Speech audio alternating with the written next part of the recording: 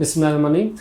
अगर आपको छींकी आती हैं 8-8, 10-10, 15-15 छींकी आती हैं, आपको नाक से पानी आता रहता है, पतला पतला पानी आता रहता है नाक के आगे की तरफ, नाक के पीछे की तरफ, नाक आपका बंद हो जाता है, एक साइड बाजू का, दोनों साइड, सर में शदीद किस्म का दर्द रहता है, आपको आँखों में ख़ारिश होती है, कानों में ख़ारिश होती है, तालू में ख़ारिश होती रहती है, आपको सांस लेने में दिक्कत आती रहती है। All these things we will discuss in this video. बिस्मिल्लाहिर्रहमानिर्रहीम। मेरा नाम doctor Tariq Ali Sheikh, ENT head and neck surgeon.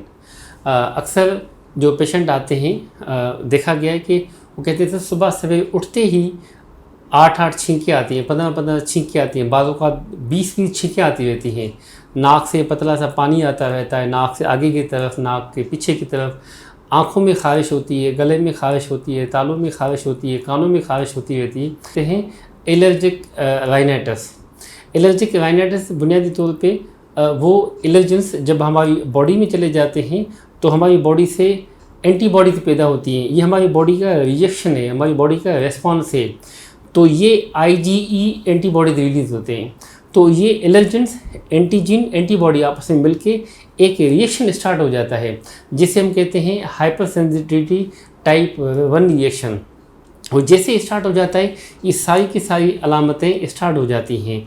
कुछ पेशेंट्स कहते हैं कि सर, स्पेशली जब हम किचन में चले जाते हैं, किचन में जाने की वजह से फ़ौरन जो मसाले वगैरह हैं वो थोड़े से इनहेल होते रहते हैं, छींकें, पानी गिरता रहता है और नाक भी इवन बंद हो जाता है। नाक एक साइड से, बाजू का दोनों साइड से, इवन जो है सर में शदीद किस्म का दर्द स्टार्ट होता रहता है।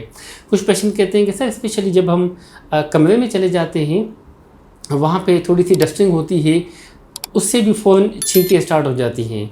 या पुराने किस्म के जो कपड़े पड़े होते हैं या बुक्स वगैरह पड़े होते हैं वो खोल लेते हैं, उससे भी फ़ौरन जो है ना हमें छींकें स्टार्ट हो जाती हैं, क्योंकि वहाँ पे हाउस डस्ट जिसे माइट्स कहते हैं वो केमिकल रिलीज़ करते हैं और फ़ौरन छींकें स्टार्ट हो जाती हैं। कुछ पेशेंट्स हैं जो कहते हैं कि सर, जब हम स्पेशली बाहर चले जाते हैं, स्पेशली पॉल्यूटेंट माहौल है, पॉल्यूशन वो या स्मोक की वजह से फ़ौरन जो है ना हमें ये एलर्जी स्टार्ट हो जाती है।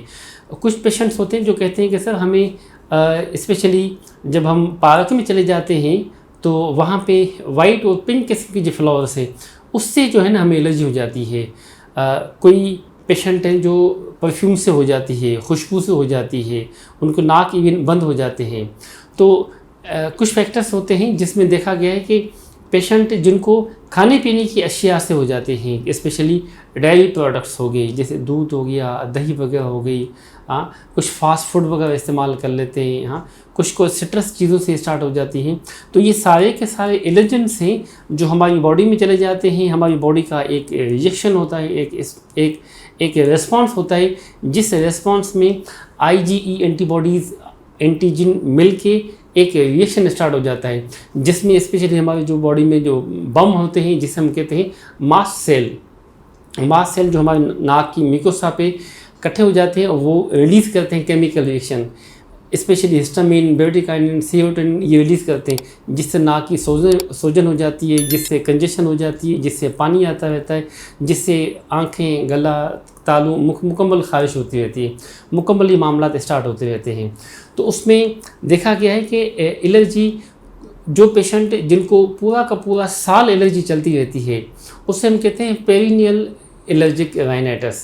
कुछ पेशेंट होते हैं स्पेशली मखसूस सीज़न में होता है, स्पेशली जैसे मार्च में, अप्रैल में, मई में, या सितंबर का जो मंथ होता है, सितंबर, अक्टूबर, इन्हीं मखसूस किस्म के मंथ में होते हैं, उससे हम कहते हैं सीजनल राइनाइटिस। तो वो मखसूस सीज़न से में होगा, उसके अलावा बिल्कुल ठीक होंगे। मगर जो दूसरे पेशेंट्स हैं पेरिनियल, उसको पूरा साल एक मामला स्टार्ट होते रहते हैं।